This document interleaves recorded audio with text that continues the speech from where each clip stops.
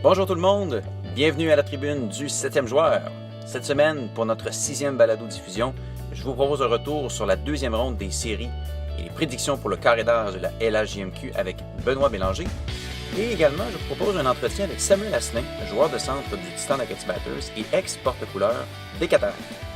La tribune du 7e joueur, c'est parti! Eh bien, on revient maintenant avec mon collaborateur Benoît Bélanger. Ça va bien, Benoît? Très bien, merci, toi. Yes! Écoute, avant de sauter dans les prédictions pour la deuxième ronde, je te propose qu'on fasse un petit retour sur ce qui a animé la ronde quart de finale de la LHJMQ. D'habitude, là, par le passé, la première ronde des séries, c'est très expéditif. Et puis dans la deuxième, ça commence déjà à se corser. Ben, cette année, on a eu droit à un scénario inverse. Première ronde des séries avec 3 équipes qui se rendent à la limite. Et dans la deuxième ronde, mon Dieu, je pense que les équipes n'avaient pas le goût de faire durer le plaisir. Ils ont arrêté ça assez rapidement. Aucune des séries n'a dépassé les 5 matchs. Il y a eu 2 balayages.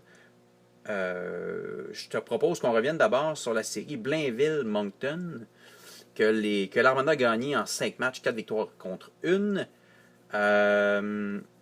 Les Wildcats ont été particulièrement indisciplinés dans cette série-là, et en bout de ligne, ça leur a fait très très mal. L'Armada en a profité à l'attaque très très très facilement. Effectivement, c'est quand même surprenant que dans les balayages, c'est peut-être une équipe qu'on pouvait s'attendre à en faire un. Justement, c'était l'Armada. Puis finalement, Moncton a quand même réussi à aller chercher un match. On va l'arracher 5-4, mettons. Exactement, c'est ça. Un match très serré. Comparativement aux autres résultats là, qui ont été nettement à l'avantage de l'Armada, des 6-1, 9-3. Le dernier match, là, j'ai plus le score final, mais 8-3, 8-3, je pense. Ouais. Fait que ça a été quand même à sens unique. Par contre, on va leur donner crédit. Ils sont allés chercher un match. Ils se faisaient dominer dans toutes les facettes du jeu. Surtout quand effectivement tu es indiscipliné comme ils l'ont été. Ça compte une équipe comme l'Armada qui a une supériorité numérique là, probablement dans la meilleure de la ligue ou dans les meilleures de la ligue. Ça fait mal effectivement. Là. C'est jouer avec le feu. Puis on finit par se brûler là, avec tout ça. Je pense que c'était la logique, c'était ça. On savait que peut-être que dans les buts, il y avait peut-être un match qui allait se jouer là. Il y avait peut-être le gardien de but allait peut-être sauver un match. Mais on ne pouvait pas s'attendre à un miracle là, du côté de Moncton. Puis on a semblé... j'ai l'impression qu'on a laissé beaucoup de jus dans la première série. Ouais. J'ai trouvé qu'on a été... En début de série, on a été très, très amorphe. Il y avait des gars qui étaient méconnaissables. Je pense que Jacob Pelletier a un match que c'est sûr qu'il est encore très, très jeune. Là. C'est une recrue cette année, mais je pense qu'il a terminé un match à -4. Là. Ça donne un indicatif lui, qui est réputé pour être un joueur de série. Là. Ça laisse... En tout cas, je pense que les gars avaient beaucoup donné en première série, là, ce qui a peut-être affecté, là, surtout quand tu arrives contre une équipe là, comme l'Armada par la suite. Ben, effectivement, en plus, à la défense de Jacob Pelletier et du reste de sa formation, oui, Moncton avait affronté une équipe comme l'Océanique qui défensivement se débrouillait bien, mais jamais autant que l'Armada qui est arrivé vraiment à fermer, mais vraiment fermer l'enclave. Il n'y avait pas d'espace. Les joueurs des Wildcats étaient constamment en périphérie. Et en bout de ligne, dans ces éliminatoires, on le sait que c'est surtout de l'enclave, quand on va se mettre le nez dans le trafic, que ces buts-là arrivent, puis ça a été extrêmement complexe. Quand on regarde du côté de l'Armada, les deux, on peut dire les 3 vedettes offensives, là, parce que le trio de Barré-Boulet, Batterson, puis Alexandre Alain est tout simplement incroyable. Ces 3 joueurs-là ont accumulé 48 points depuis le début des séries. Et Batterson et Alain, c'est 35 points à eux seuls. Pourquoi est-ce que j'exclus Barré-Boulet? Il a manqué un match, le 5e de la série face aux Wildcats. Voyons voir comment le reste de ces séries vont se débrouiller. Évidemment, je suis persuadé qu'il va revenir sans aucun problème, là, mais c'est quand même un élément central de l'attaque de l'Armada. Ouais, c'est ça ce que j'ai cru comprendre entre les branches, c'est qu'il était blessé. Est-ce que ce qu'on me disait, c'est que si ça avait été un match là, avec une envergure assez importante, je pense qu'il aurait probablement joué. Là, on a préféré pas prendre de chance. Est-ce qu'on le repose encore un peu? Je pense que oui. Sachant qu'il allait probablement passer à travers cette série-là.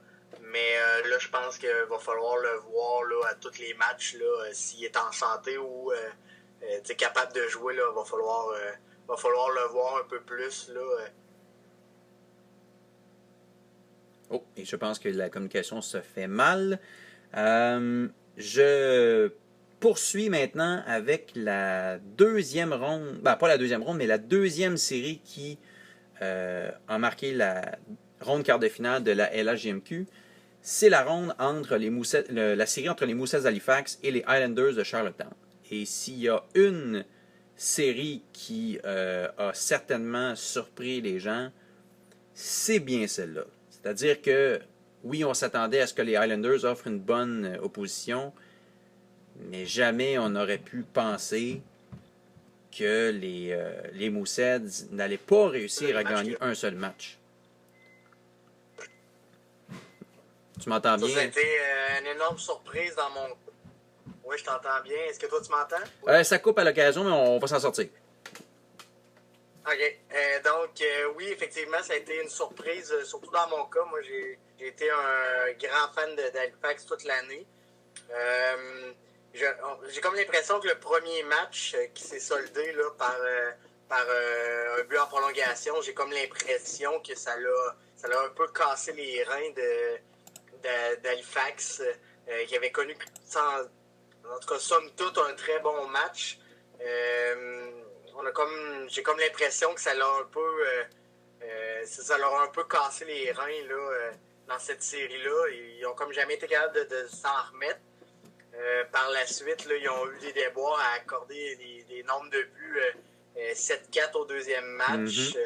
On a eu des changements de gardien dans cette série-là. Gravel n'a pas mal fait, mais il n'a pas été étincelant comme on s'en attendait.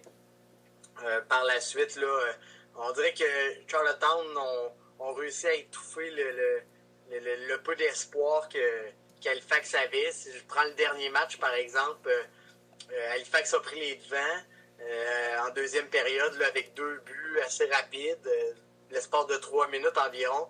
Puis par la suite, ça a été 4 buts là, sans riposte pour les Highlanders. Ça a été comme ça toute la série. On dirait qu'à chaque fois qu'Halifax avait un petit peu d'espoir, ça a été pareillement au troisième match. Ils ont marqué les 2 premiers buts encore une fois. Ils sont allés perdre 5-2 par la suite. Ça a été comme ça. Pratiquement, ils ont inscrit le premier but là, 3 fois sur 4 dans cette série-là. Ils n'ont jamais été capables de maintenir l'avance plus longtemps. Ça a été décevant. Est-ce que certains joueurs qu'on aurait préféré voir un petit peu plus? Peut-être, mais ça restait quand même une équipe relativement assez jeune. T'sais, je prends des gars comme Xavier Parent, c'est quand même un jeune. Même Zadina, on semble oublier, mais c'est quand même un jeune là, qui a eu 18 ans au début de l'année. C'était sa première année en Amérique, donc c'est un apprentissage pour ces gars-là. Raphaël Lavoie, qu'on va revoir. Benoît-Olivier Groux, qui est à son année de repêchage aussi. Fait c'est de bon augure pour les prochaines années. Je pensais qu'il réussirait, là, honnêtement, à passer à travers Charlottetown, qui continue de me surprendre grandement. J'ai de la misère à cibler des héros. Évidemment, Pierre-Olivier Joseph est excellent et est à la hauteur de ce qu'on s'attendait de lui. Il joue des grosses minutes, mais il y a des gars dans cette équipe-là qu'on n'attendait pas du tout au début des séries. Ils ont une belle profondeur qui m'étonne. Peut-être parce que je les ai vus un petit peu moins jouer cette année, mais vraiment, je suis surpris à chaque fois que je les vois. Là, des gars comme Daniel Hardy, Cameron Askew, c'est des gars qui amènent leur grain de sel. Là. Pascal Aquin qui continue aussi. 8 buts depuis le début des séries éliminatoires. Ouais, c'est tout à fait... c'est tout à fait... il est méconnaissable, comme je dirais. C'était vraiment, là, je m'attendais pas à ça du tout. Est-ce que ça va s'arrêter là? On en discutera tout à l'heure, Ouais. mais là, ils deviennent difficiles à parier contre eux autres. Là. Ça fait 2 fois qu'ils me font mentir en 2 séries, donc on verra pour la suite, mais c'est déjà un parcours, je pense, au-delà de leur espérance là, pour les partisans là-bas à Charlottetown. Oui, puis ce qu'il y a de particulier, c'est que je me souviens que quand on a fait notre podcast pour la première ronde des séries, je me souviens que quand on comparait Québec et Charlottetown, on en arrivait, entre autres, à l'observation que Charlottetown avait un pourcentage de questions d'avantage numérique qui était autour de 15%, alors que les remparts étaient à près de 20%. Mais les Highlanders, depuis le début des séries, c'est l'équipe qui a le meilleur pourcentage en avantage numérique, près de 35% d'efficacité. En avant des Tigres de Victoriaville, en avant de l'Armada de Blainville-Boisbriand. Faut vraiment rendre crédit au personnel d'entraîneur et aux joueurs des Highlanders parce que ils nous étonnent, mais ils nous étonnent d'une façon brillante. Ça vient de tout le monde, là, l'effort offensif. On a parlé d'Akin avec 8 buts, mais tu as Alexandrov comme le nombre de points, Hardy, Getson et Matthew Welsh fait un très très bon travail dans les buts. C'est une équipe qui est très très agréable à voir jouer et qui joue du gros hockey de série. Ouais, c'est le fun d'avoir une équipe un peu, je dirais pas Cendrillon, là, mais une équipe qu'on n'attendait pas nécessairement là, ça fait changement un peu de certaines années. Puis moi, personnellement, je trouve ça plaisant à voir. Ça donne un intérêt de suivre ces équipes-là qui, des fois, on tasse un peu du revers de la main au début, puis par la suite, ils viennent un peu nous séduire durant les séries. Là. Moi, c'est une équipe que j'apprends à découvrir. Là. Il y a certains gars que je connaissais très bien, mais je prends des gars comme Brandon Clavel, là, que j'avais... Il y a autant de points en série en 11 matchs qu'il y en a eu en 56 matchs cette saison. Fait que pour moi, c'est un peu des révélations comme ça. Je trouve ça plaisant à voir. Puis ça amène un petit intérêt de plus là, pour le reste des séries. Puis effectivement, tu l'as mentionné,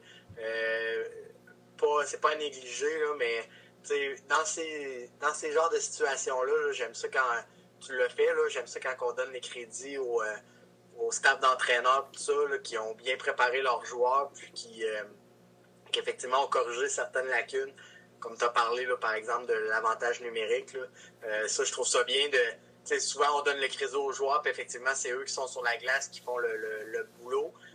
Par contre, c'est bien de voir là, que les entraîneurs ont aussi fait des petits ajustements et tout ça, là, même des gros ajustements là, pour créer des surprises comme ça dans les séries. Là, je leur lève mon chapeau jusqu'à maintenant.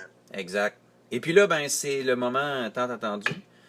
On a parlé en long et en large de Blainville, on a parlé de Charlottetown. Ces deux équipes s'affrontent pour la première demi-finale de la Ligue. J'aimerais ça que tu m'expliques comment tu vois cette série-là. J'aurais tendance, si je me fie à ma logique depuis le début des séries, c'est sûr que je vois l'Armada gagnant de cette série-là. Ça, c'est un peu facile à dire. Maintenant, c'est le nombre de matchs. Là. Hier, on a discuté un peu avec d'autres intervenants, puis on disait, c'est ça qui est le plus dur à dire.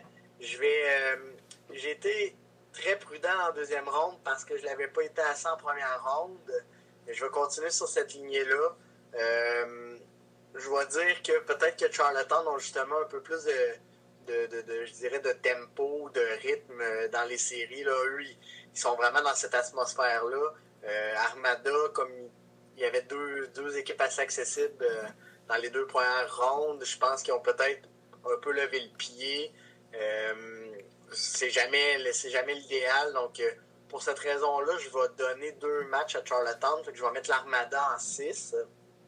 Mais ça pourrait très bien être en 5, l'Armada. Ça pourrait être très bien. Ça pourrait aller jusqu'en 7.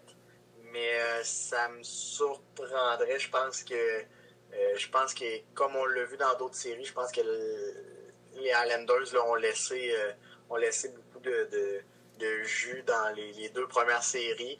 Mais encore une fois, ça peut être l'histoire de Matthew Welch pour un match ou deux qui décide que lui, ça se prolonge un petit peu plus longtemps. Puis les gardiens de but ont souvent tendance à être très têtus.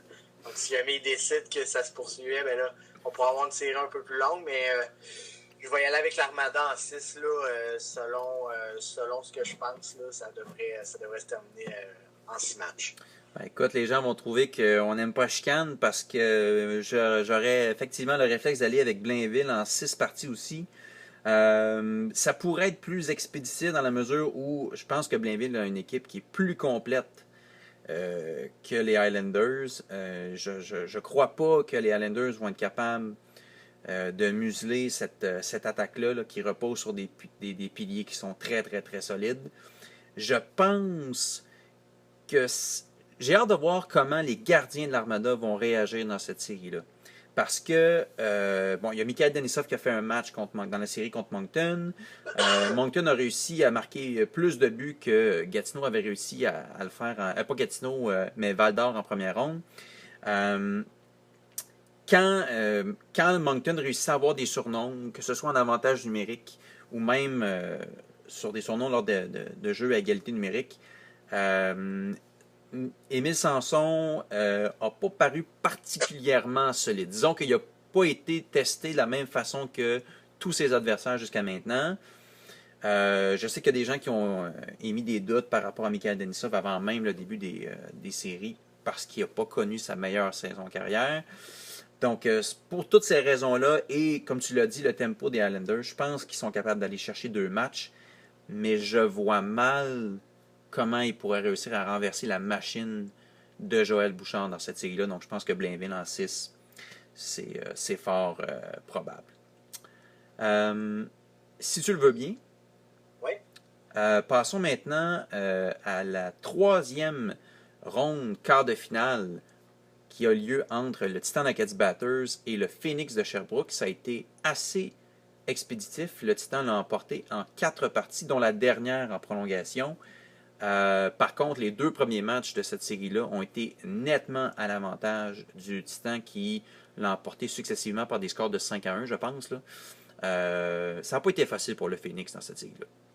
Non, puis encore une fois, je pense qu'eux, ils ont eu une série émotive, une série où ils ont laissé beaucoup en première ronde.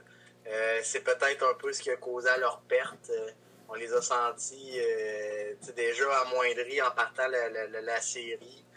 Le Titan, un peu, je ne dirais pas l'inverse, mais eux ont commencé les séries un petit peu plus tranquillement. Puis après ça, il y a des gros noms qui ont commencé à produire. Je pense à Mitchell Balmas qui je pense qu'il a 7 points, 5 buts dans cette série-là. Oui, exactement, c'est ça. Il y a 5 buts, 2 passes là, durant la série. Donc, lui, ça l'a sonné un peu son réveil, lui qui avait seulement 2 points depuis le début des séries. Le capitaine là, que je parlais en première ronde, que j'avais redécouvert, ou même peut-être qu'il m'avait ouvert les yeux à continuer son bon boulot. Là. Je parle de Jeffrey Truchon-Viel. Des gars comme Galipo a été excellent aussi durant la série. Puis durant cette série-là particulièrement, là, le premier match, là, il était sensationnel. Là. Il a fait un peu de passe. Il a joué des grosses minutes. Il a eu 8 lancés au but lors de ce match-là. Ça a été vraiment là, une série à sens unique.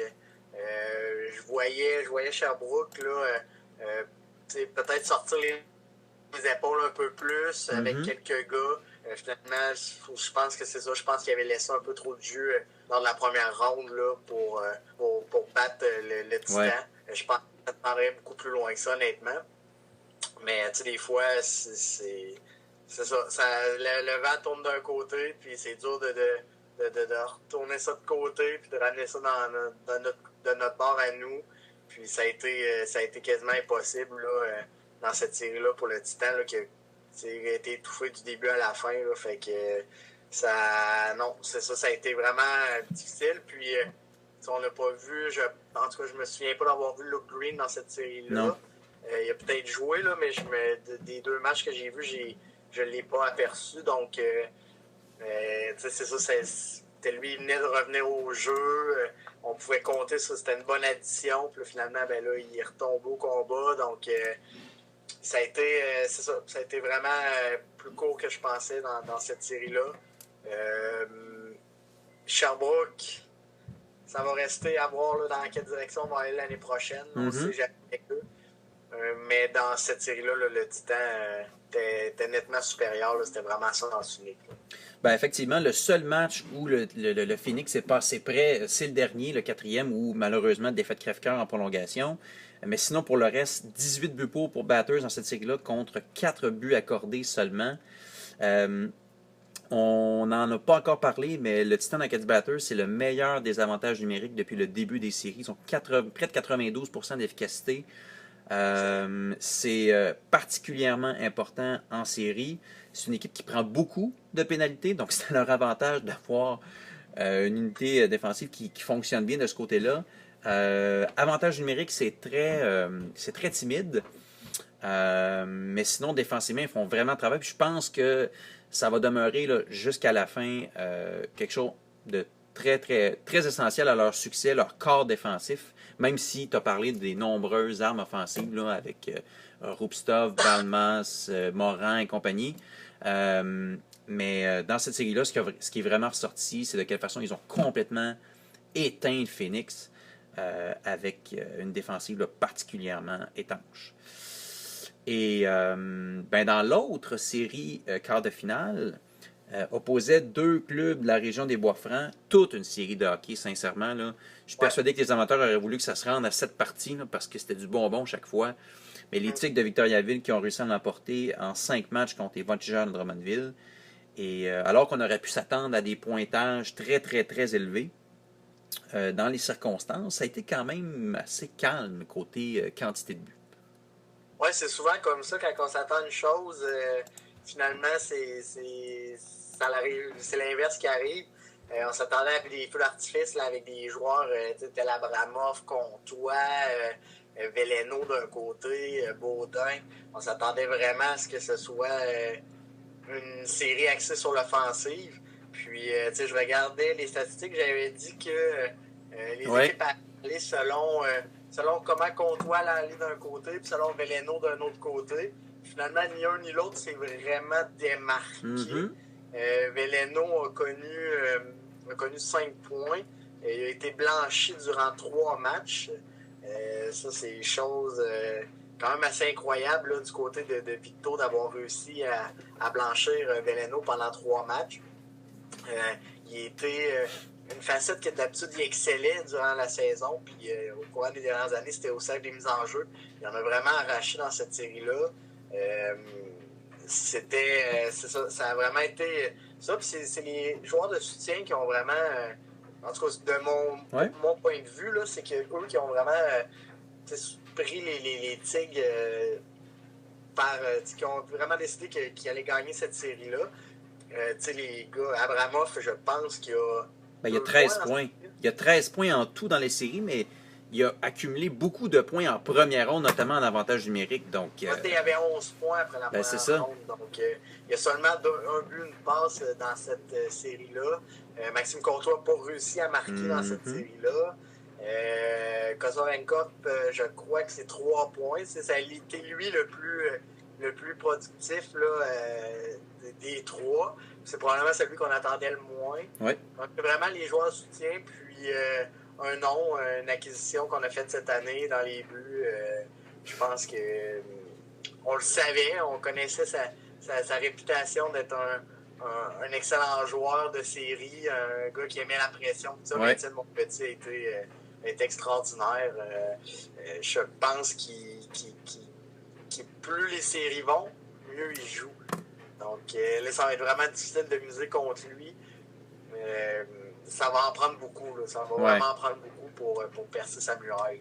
Il est vraiment impressionnant. On l'écoute en plus dans les entrevues d'après-match et il a l'air d'un calme incroyable, toujours en contrôle. On dirait qu'il n'y a rien qui énerve ce gars-là. C'est clair que c'est une dose de confiance énorme qu'il donne à son équipe. Puis au-delà de donner de la confiance, il est particulièrement efficace. Il accorde même pas 2 buts par match. Il a un pourcentage d'arrêt qui frôle les 930. Il réalise les gros arrêts en début de match. Son équipe, après ça, reprend possession puis contrôle le match par la suite. Et tu l'as mentionné avec justesse, là, les Tigres de Victoriaville, ce n'est plus l'équipe d'un seul trio.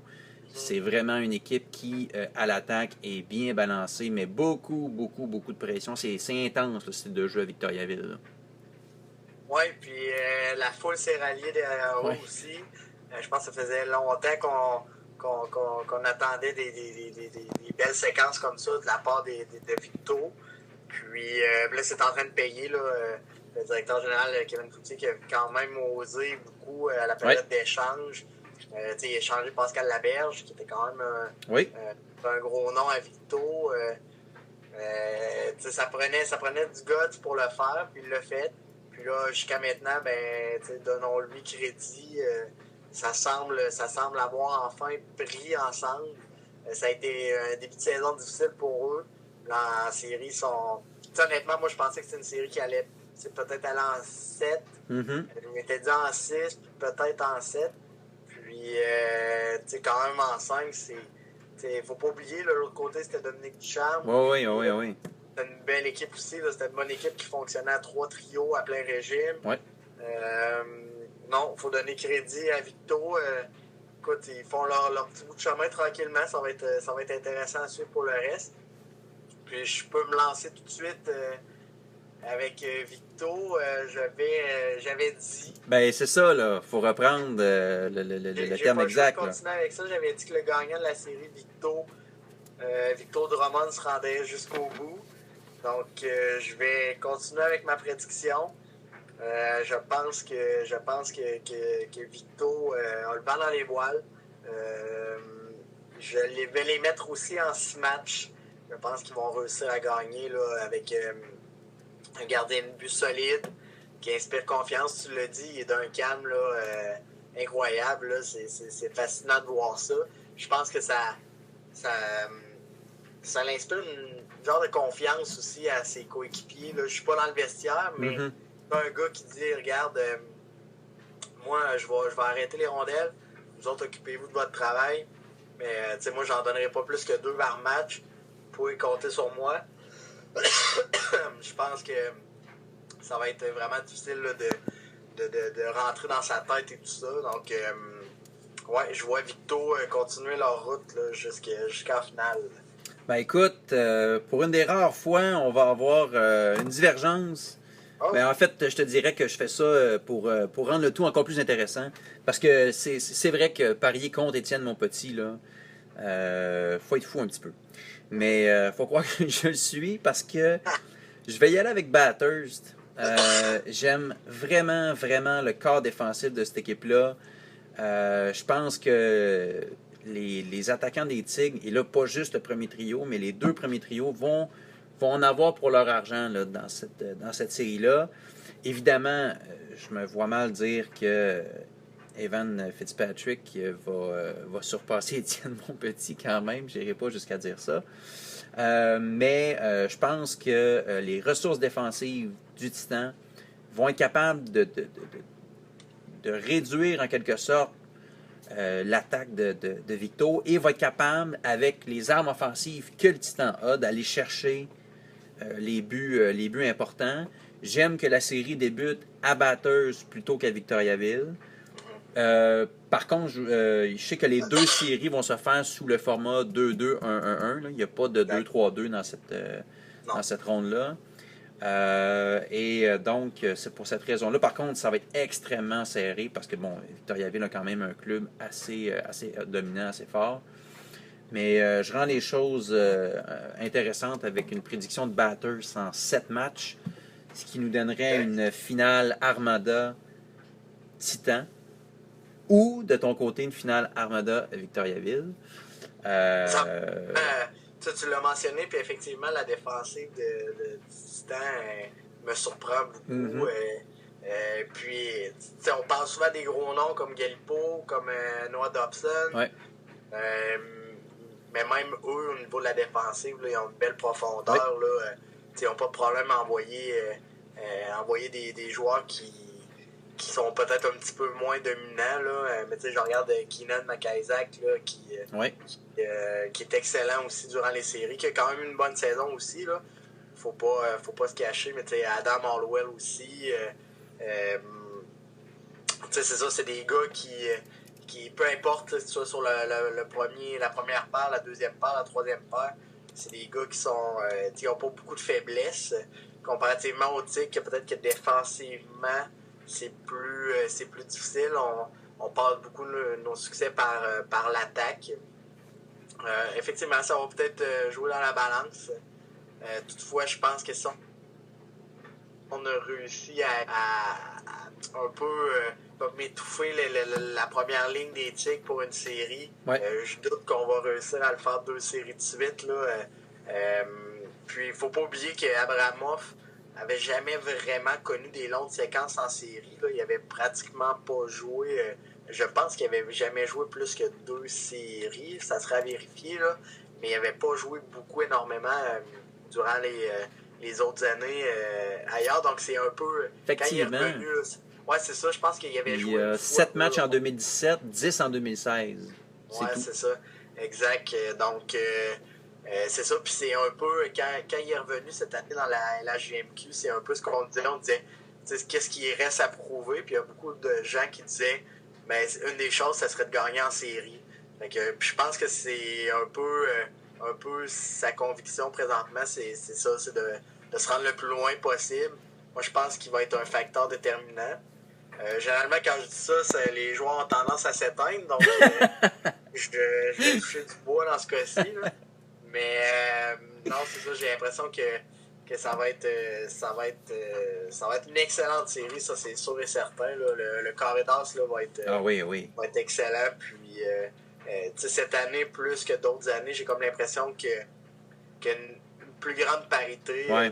Il y a des équipes hyper dominantes comme l'Armada et tout ça, mais je sais pas, j'ai comme l'impression que cette année, il y a une plus grande parité et qu'il y a plus d'équipes qui étaient accessibles, là, que la coupe était accessible pour eux. Donc, pour moi, ça rend la chose un petit peu plus intéressante cette année. Ben, il faut être honnête aussi. Si on avait eu une finale de ligue entre Victoriaville et Batters, il n'y a personne qui aurait été déçu de ça, là, parce que c'est 2 formations hyper talentueuses, là, vraiment. Puis de l'autre côté, Charlottetown et Blainville. En tout cas, j'espère que les amateurs de l'Armada vont être au rendez-vous parce que ça va être une série pour hommes. Ça va être extrêmement rapide comme vitesse de jeu.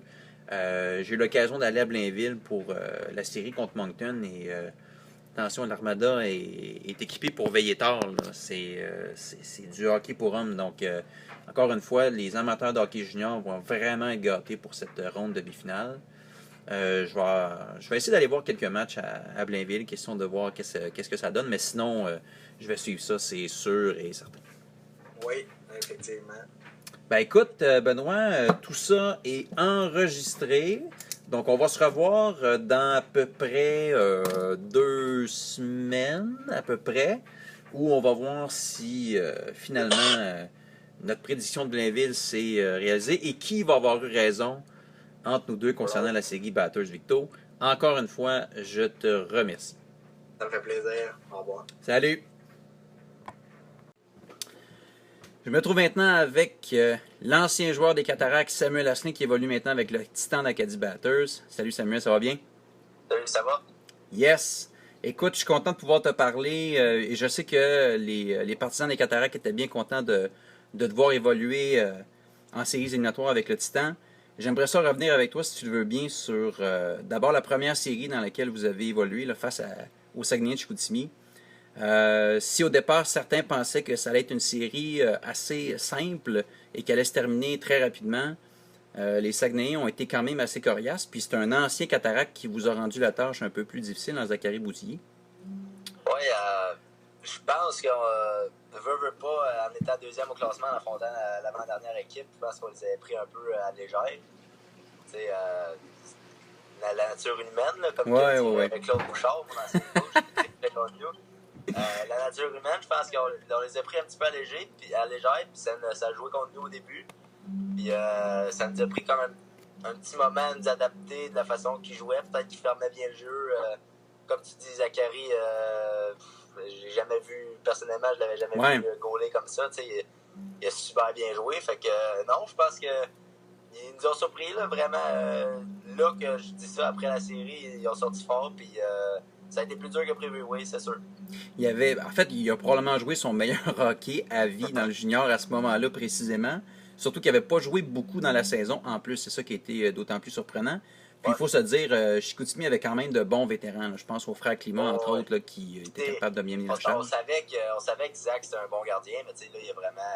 quand on dit que les joueurs, ils se tapent la coche là, en série, je pense que Zach, il a fait ça en série. Puis quand je pense au climat aussi...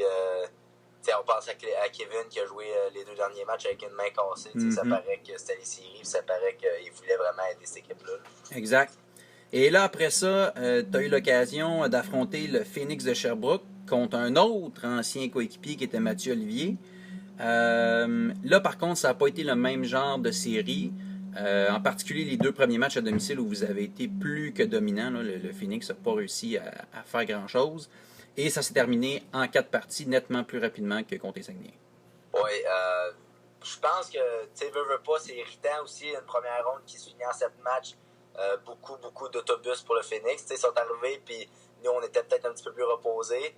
Puis je pense qu'on avait beaucoup appris de notre première ronde, de comment il fallait jouer en série, puis que, veux pas, il n'y a jamais rien de facile en série. Que ce soit la 15e ou la 3e équipe que tu affrontes. Toutes les équipes se présentent, toutes les équipes... Rendu là, c'est une nouvelle saison, tout le monde veut juste gagner la coupe. Fait que je pense que le mot s'est passé dans le champ, puis on était beaucoup plus préparés mentalement et physiquement à affronter le Phoenix. S'il y a un élément qui est ressorti de votre série face au Phoenix, c'est que défensivement, vous n'avez pas donné grand-chose. Même si, bon, le Phoenix, comme tu l'as dit, était probablement très fatigué de sa série de premier tour contre les Huskies. Il en demeure pas moins que dans les 4 matchs, là, vous avez vraiment très, très bien contenu cette attaque-là. Le Phoenix, c'était une équipe qui était très rapide. Puis, avec notre défensive, avec les défenseurs qu'on a, avec le système de jeu qu'on a joué dans cette série-là, je pense qu'on l'a très bien appliqué. Les coachs ont fait une super bonne job, ils nous ont préparés. Puis je pense que ça a porté fruit. Puis, qu'est-ce que ça t'a fait de voir que ton ancien coéquipier Mathieu Olivier terminait sa carrière sur un but à prolongation qui a été initié par toi-même, là, finalement? Tu sais, j'avais 2 bons chums aussi. Un de mes bons chums, Nick Poulain, aussi, jouait de l'autre côté, puis il finissait sa carrière aussi. C'est vrai. Que t'avais connu avec le Phoenix. Ouais, il a joué J'avais joué avec lui dans le MJ3. Puis, je pense que Mathieu a été blessé aussi la Game 2, puis la Game 3, je pense. Okay. Je me rappelle plus, il jouait plus trop, puis il était revenu pas trop sûr. Peut-être qu'il fallait peut-être qu'il reste une autre petite journée à repos, mais connaissant Mathieu, c'est ça, hein? C'est dur de le laisser dans les estrades pendant que son équipe jouait. Fait que, non, c'est sûr. Je dirais pas. C'est sûr que c'est plate pour eux. Là. Puis je sais que ça va m'arriver un jour. Puis j'ai pas hâte de ce moment-là. Mais en même temps, nous, on veut avancer. Fait que c'est sûr que c'est plus tough, mettons, dans la poignée de main. Puis quand tu le vois, les gars, ils larmes aux yeux. Puis tout. Puis t'as peur d'être rendu là. T'as peur que ce soit toi. Mais je les ai textés après. Puis je leur ai dit belle carrière. Puis on s'en revoit. Et tu disais tantôt que le Phoenix de Sherbrooke était une équipe qui était très rapide, surtout en contre-attaque. Il y avait beaucoup de bons patineurs dans cette équipe-là. C'était quand même une belle préparation pour le défi qui s'en vient, c'est-à-dire les Tigres de Victoriaville. C'est une équipe qui a fini l'année, comme vous, avec une superbe séquence, mais depuis le début des séries, là, je veux dire, ils ont réussi à se débarrasser de Gatineau et plus récemment des Voltigeurs en 5 parties seulement. On disait que c'était l'équipe d'un trio, mais clairement, depuis le début, on se rend compte que c'est beaucoup plus qu'un trio. Et il y a un certain gardien qui s'appelle Étienne Monpetit. Oui, tu peux m'en parler. Je le connais assez très bien, Étienne Monpetit. Il m'a fait beaucoup de misère dans les années passées. Non, écoute, j'ai jamais cru que c'était une équipe d'un trio. Tu regardes la deuxième ligne qui est Lauzon, Sévigny, puis un gars comme Huntington qui avait de jouer là, ou un gars comme Orwell, tu sais. Ça se prend bien dans n'importe quelle équipe, une deuxième ligne de même. Fait que je pense que oui, le Phoenix nous a bien préparés, mais il va falloir arriver là, être prêt. Puis tout le monde parlait de peut-être que ce soit elle, l'équipe de. Je veux pas sur papier, l'équipe de la Ligue, peut-être, avec les joueurs, les échanges qui sont allés faire. Ils sont allés chercher mon petit Abramov. Je sais qu'ils ont Comtois, Kozarenka. Fait que tout le monde parle de comme quoi que c'est peut-être eux l'équipe. Fait que va falloir arriver là prêt, va falloir arriver là comme qu'on est capable de jouer. Si on fait ça, ça risque d'être une très bonne série. Ben, tu parlais d'arriver prêt. Votre préparation va tourner autour de quoi principalement?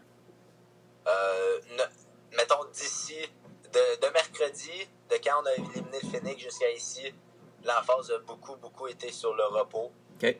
On a eu des journées off, on a eu beaucoup de stretch.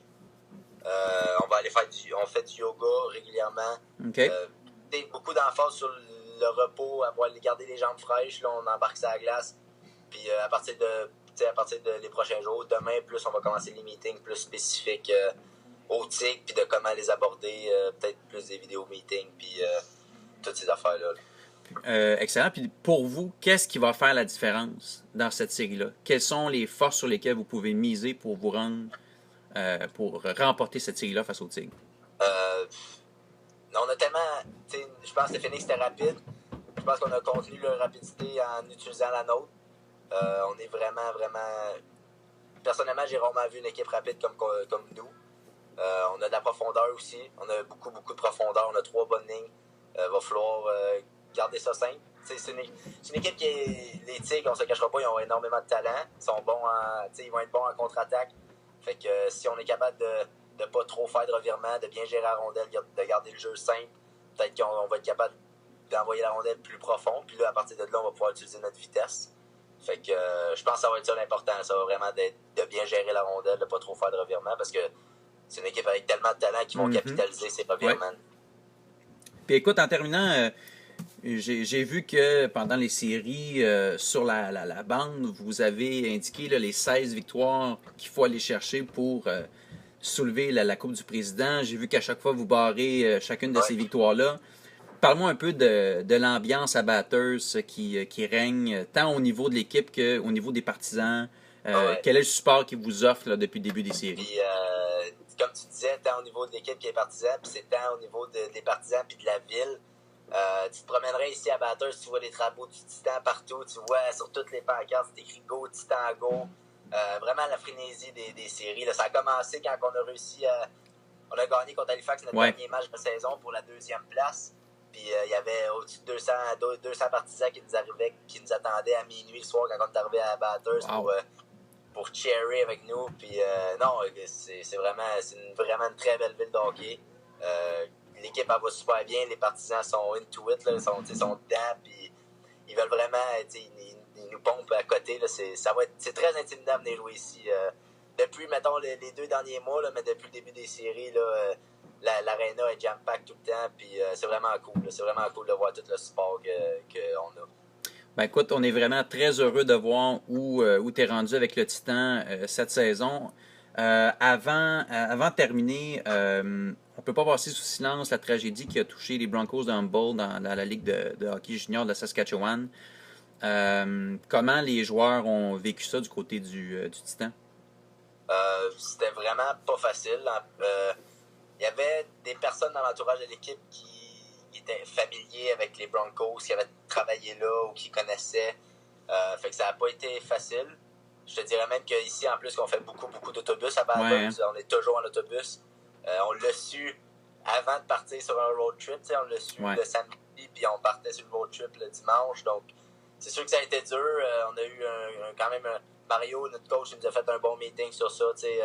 Comme quoi qu'il fallait se considérer chanceux, puis qu'il fallait... veut pas...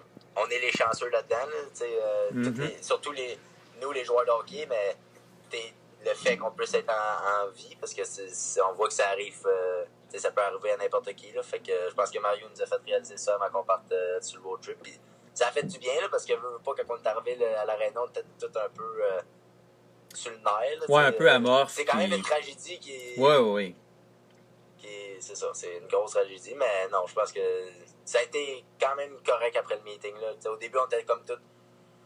Pas choqués, mais comme surpris de... Mais après, on a eu un bon meeting, puis ça a bien passé par la suite. Là. Excellent. Ben écoute, je te souhaite le meilleur des succès pour le reste des séries éliminatoires. Puis espérons qu'on puisse se reparler pour une présence en finale de la Coupe du Président. Ah oui, il faut, dans 3 semaines. Excellent. En attendant la finale. Je te remercie beaucoup. Hey, merci beaucoup, Dan. Salut. Salut, à la prochaine.